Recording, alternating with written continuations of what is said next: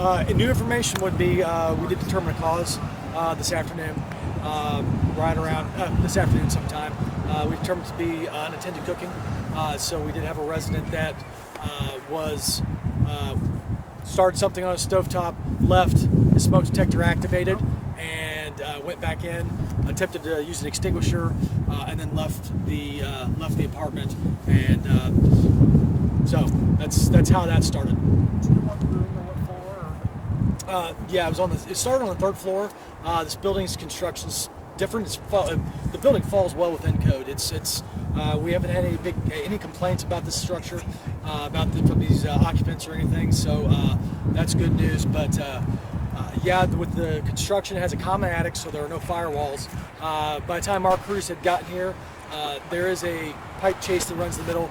Fire had already extended up to the attic area and then dropped down. So our crews, upon arrival, had heavy fire on the second, third floor, and through the roof when we got here.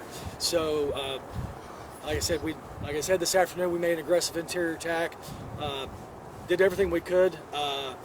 Those stairs burned out pretty quick. We started to have structural collapse. The roof started to come down on our firefighters.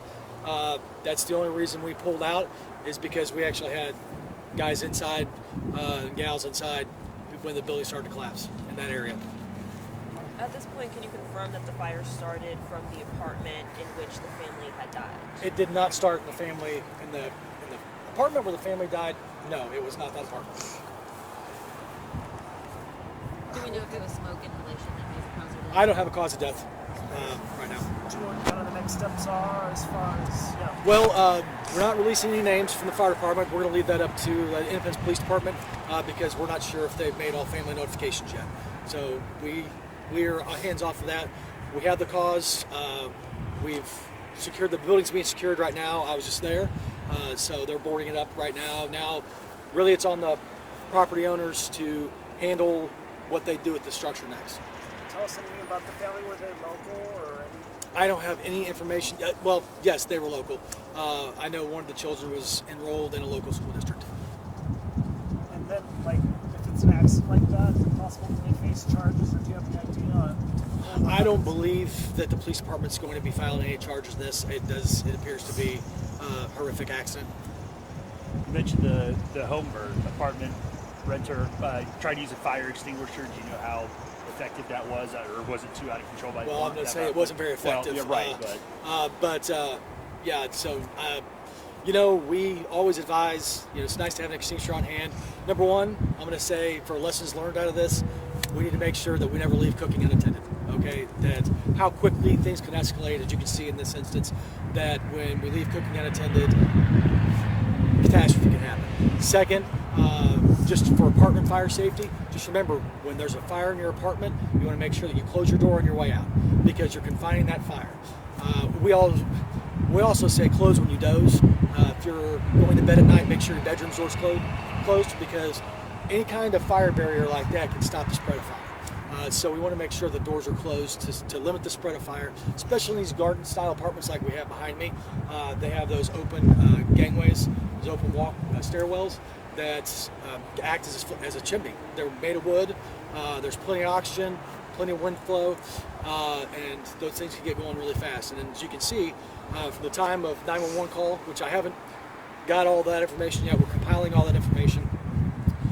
Anytime we have a major incident, we will be conducting an after-action review to make sure, take away any lessons we might learn from this, but also just to get all the information gathered in one place, and that's what we'll be doing for the next couple days, to compile the information just so we can study this fire. But you know, to see that when our first companies arrived on scene, that something that started in a kitchen spread to 2 floors and a roof, and in the attic space, just shows you how fast fire can spread. Why we always preach fire safety, and this is a good example. And you said 2 firefighters were treated for burn injuries. Were any other additional firefighters hurt while responding? No. Luckily, we just had the 2. They were treated and released. They will have to follow up. Both of them suffered third-degree burns, but very small percentage of their body. Ears, neck, hand were the injuries that they'd suffered. And it sounds like this was an unfortunate, tragic accident. Has that individual, that resident who was cooking them, are they I haven't. My investigators talked to him, so yeah, that's all I'll say. say on that. We're not going to. And why did you want this press conference right now? Was it just to reveal that cause? You know what? We're just trying to be as transparent as we can about this information. We're not here to hide anything. But more than that is when a tragedy like this happens, we want to make sure that people are educated as to why it happened. And so if tonight someone has a fire in an apartment and shuts the doors behind them or does something like that, then we can know out of this tragedy came something good. So we want to make sure that we spread this information to as many people as we possibly can. Answer your questions. I know there's some other questions that were had there, so we thought we'd just come out and talk to all you guys. I know you recently became the chief here. Can you remember an instance like this ever happening in Independence, or last time something happened like this? No, not in Independence. I don't recall that. I mean, I can tell you where I came from. Sure. Yeah, I mean, yeah. So I've had a lot of these in my career. Unfortunately, it's always unfortunate. It's unfortunate when you have to talk to the family of someone who's deceased in a structure fire and let them know that this happens. I don't wish it on anybody. I don't wish it on my crews who had to go in and find them, and I was with them. And I don't wish that on anybody. It's a horrific scene, but that's why we spend so much time trying to educate people, is so that we can try to avoid tragedies like this. Do we know if they were like trapped inside, no way out? They were trapped inside. There was no way for them to get out. So they were conscious when. I'm not going to get too into that, but there was no way for them to get out. How can the community help them right now? Is it the American Red Cross donations, like we mentioned earlier? Donations to the American Red Cross, because the displaced residents are being helped by them right now. So it is always nice. Red Cross is a great partner when it comes to anytime we have fires to take care of the occupants. That's one of the emphasis we have when we had this, is we quickly create an occupant services sector where we get people. We assign a chief officer just to work with the occupants of the building, try to get them all in one place so we can provide them the resources they need next. So we try to serve the community in as many ways as possible, and that's one of the ways we do so. And Red Cross is an extremely valuable partner in taking care of the community.